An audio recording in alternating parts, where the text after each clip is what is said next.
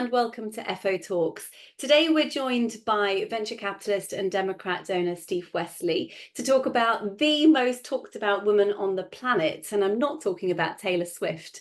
We're talking about Kamala Harris, who is obviously the US Democrats' presidential candidate. Steve Wesley has known Kamala for 25 years, and I believe they've worked together on various campaigns. So I look forward to hearing all about that. And she obviously will stand against Donald Trump in the election in the US in November this year. So Steve, thank you very much for joining us. Thank you for joining us at Fair Observer. Just on a personal level, tell us, what's Kamala Harris like? Who is the real Kamala Harris? Well, I've known her for over 30 years. I think she's smart, she's dynamic, she's poised, she's photogenic. I think she's providing exactly the excitement that people, frankly, Democrats and Republicans were looking for in this election. And you've seen nothing short of a tidal wave of support since she has announced. The energy has been palpable. As we say, it's been this tidal wave of money, volunteers, and energy in the last 10 days since she announced. It was raised over $200 million in a week. That's a record. 170,000 volunteers have signed up. The Democrats are coming up in the polls. I think we're going to pass Trump soon. It's been one of the most remarkable momentum shifts in American electoral history. Right. Tell us, for those that don't know Kamala as well as you do, what was she like, behind the scenes? Obviously, we have heard stories which have been fairly negative actually in the press about, her high staff turnover. What's she actually like as a person? Look, she has one of the most compelling personal stories in electoral politics. Obviously, an African American father, an Indo-American woman. She really is sort of the ultimate California success story. And she is self-made. As I said, I watched her come up as a dynamic city attorney, a prosecutor in San Francisco. She did an extraordinary good job. She caught everybody's attention. I should tell you, I don't just say this. I was the state controller and chief financial officer for all of California in 2002 to 2006. I ran for governor in 2006. She was one of my 5 campaign chairs. So I've known her for a long time. I think everybody thinks highly of her energy, intelligence, poise, and a compelling public speaker. It's pretty much everything you'd want in one package. Can you remember any sort of funny incidents from your time working with her? Oh gosh, I don't know about any funny incidents offhand. She's actually quite a serious person. I think the things that pop to mind is when there were appointment hearings, a lot of major appointments, presidential appointments need Senate confirmation. And some of the senators are, they're by and large thoughtful and smart, but they're not always asking insightful questions, incisive questions. And when you see a trained prosecutor, it's just wholly different. And I think one of the things that we've just witnessed in the last week is President Trump, I think, was widely regarded to have gotten the upper hand in the first debate. And all of a sudden, President Biden, I think, did the right thing and a historic thing to step aside. With Kamala Harris coming in as a trained prosecutor, all of a sudden Trump's saying, maybe I don't want to do that second debate. He looks like he's scared to death to face her. And I think that's part of what the world's looking at. This guy who's portraying himself as strong is too afraid to go into a debate. I think that's the new element Kamala Harris brings to the campaign. So I get the impression that she is obviously a formidable woman. But would you call her a difficult woman to work with? Was she humorless, or does she have a sort of lighter side that we perhaps don't see in the public? Oh, she's one of the most fun people to be around you could ever find. I think she's going to resonate particularly well with young people. You can see a huge social media following. Taylor Swift, who you mentioned earlier, and Beyonce already texted their support. I think she's really going to turbocharge a new group of the electorate that may or may not have come out previously. But is she going to appeal to those Rust Belt voters who are obviously in those swing states, particularly in the Midwest? Is she going to resonate with them? Because she's surely seen as a sort of dangerous Californian liberal, isn't she? Well, I think it's going to be hard to paint a trained prosecutor as as too much of a liberal. She spent her life putting bad guys and criminals away, and I think the irony is here she is going toe to toe with someone who has 34 felony convictions. So I think it's going to be a good matchup for the Democrats. Now, is she going to win over every white middle class voter in the Rust Belt states? I can't tell you that just yet, but that might be where the vice presidential pick comes in. What I think is going to hold for Kamala is there's a lot of women, including Republican women, that are not going to sit back and watch the right to choice be taken away, which is part of the Trump kind of evangelical agenda. That will play with some, but I don't believe the majority of American people, and especially not the majority of women voters. Mm. So you think America will vote for a woman and also a woman of color? You don't feel that that's going to be a barrier? Absolutely not. And again, 20, 30 years ago, it was a different story, but the country's changed.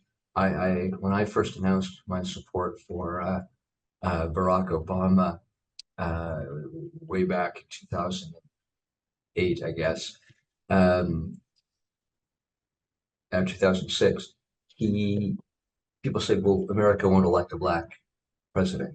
But in fact, they did. They elected him overwhelmingly. They elected him twice. So I think a lot of these barriers that would have been an issue 10, 20, 30 years ago are largely behind us now. Mm. But with that comparison with Obama, and Obama had such incredible charisma, and arguably, whether you like him or not, Trump has charisma. Does Kamala Harris have that, like that X factor? Oh, I think she has more than Trump. I'm not, I don't believe he actually has charisma. I think he is like a strong man. He's like Mussolini. He gets up there and he pretty much just yells for 60 minutes. And at the convention, I thought the first 25 minutes of his speech was extraordinary. It was humble. He portrayed genuine emotions. And then he just pivoted back into um, autocrat mode. And that's not real charisma. I think he's going to have a hard time selling that when facing a strong opponent. Because you mentioned that she was a good public speaker, but that's been picked up on in the press in the UK anyway, saying that yes, she's good at cross-examining. Obviously, she's a public prosecutor, but when it comes to those big speeches, somehow she doesn't excite the crowds enough. Well, she's no Boris or Rishi Sunak, but she's no, she's way better than most, I think, elected officials as a public speaker. Barack Obama may have been the single best orator, along with Tony Blair and one or two others in the last 50 years. She may not be there now, but she might get there. But compared to most other elected officials on your side of the pond or ours, I think she is way better than most people have seen. And I think she is going to, if Trump has the courage to get into a debate with her, I think she is going to beat him decisively. And also, obviously, another thing that's been picked over a lot is her relationship with the former mayor of San Francisco, Willie Brown, who seemed to give her many opportunities, put it that way, and positions on boards. Is that something that Democrats are worried about? I don't think so. I think she has a stunning career as a prosecutor. She did extremely well as the state's attorney general. Was off to a very promising part as a U.S. senator when President Biden picked her. I think her track record is about as positive as it can possibly get. Okay, fair enough. So, tell me sort of a more positive take then, in terms of what she's done for morale among Democrats in the US. Well, again, I think she's really jump-started the campaign. And again, 170,000 new volunteers in a 10-day period, unheard of. Raised an additional 200 million in a week, unheard of. And I think a lot of people felt, oh my gosh, is she going to be able to put the campaign pieces together quickly enough?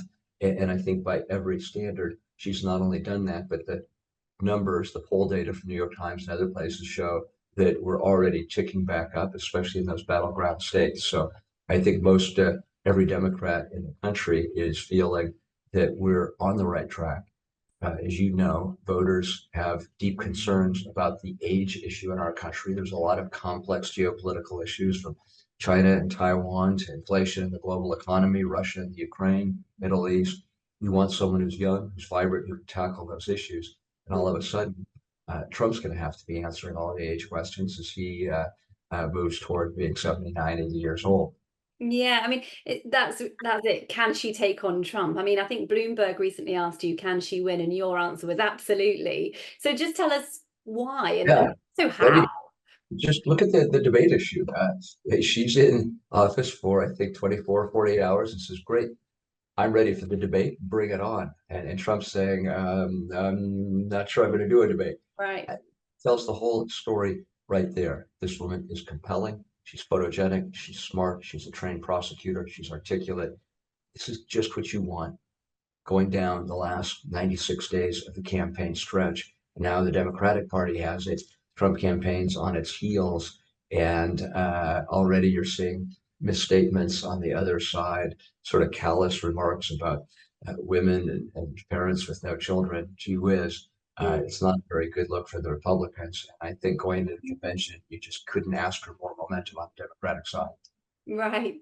And obviously you're a donor yourself, and I believe you're also involved in some of the organizing of this campaign. Have That's big correct. names like Bezos and I don't know, others in Silicon Valley also stepped up their donations? I think absolutely a lot of money is coming into the campaign from Silicon Valley. You're going to see a lot more in the last few campaigns. I grew up in Silicon Valley, so for the last 40 years, I've heard storylines saying Republicans gaining traction in Silicon Valley, and campaign after campaign after campaign, we walk away with between 75 and 80% of the campaign contributions from Silicon Valley. Why is that? Well, you just look at what the Biden-Harris campaign has done. They passed the historic semiconductor bill. They passed the historic infrastructure bill. They passed the Inflation Reduction Act, the largest green energy stimulus in the history of the planet. And it's frankly because Biden was able to cross party lines and get things done in a bipartisan fashion, something that Trump could never do. So I think she comes to Silicon Valley with a very strong track record. She grew up in the area. And from what I've seen fundraising wise, we're going to do not just fine, but I think post some historic numbers. And if she does win, what's a Harris presidency going to look like? What does she stand for? What are her priorities going to be? Well, I think she's going to continue the Biden track record of investing in infrastructure, investing in American strength, giving the middle class and everybody a shot at success. You know, there's been huge government commitment and stimulus to rebuild, especially in the Rust Belt areas of the U.S., which fared less well than the coasts.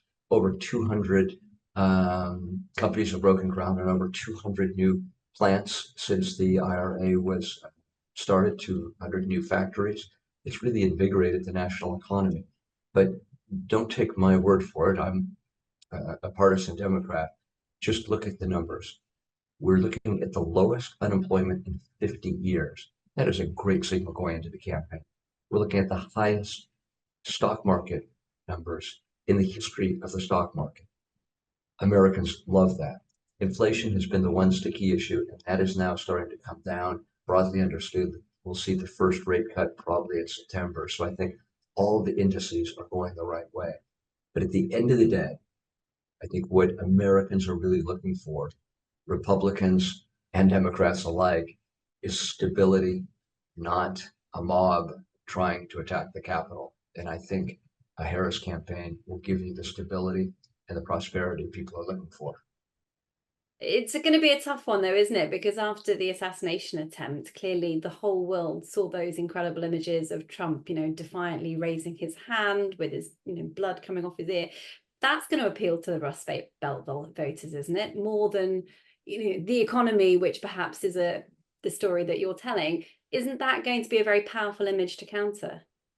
You know, powerful pictures are lovely, but what really counts is what we call lunchbox issues. How is your IRA account doing? Is your company stock and earnings going up? They are. Are your friends and relatives and your kids unemployed or employed? Having the lowest unemployment rate in 50 years is the ultimate testimony to a successful presidency. Going in with all those metrics, combined with a younger, more vibrant candidate, more money, gee whiz, it's hard to ask for better circumstances than that. All right, Steve, thank you so much for all your insights and also for your time, your precious time. I think we'll leave it there. Thank you very much, and thank you for being such a supporter of Fair Observer as well. Great. Love Fair Observer. Thank you so much for your time. Look forward to following the election results. Join the conversation at Fair Observer and subscribe to our YouTube channel.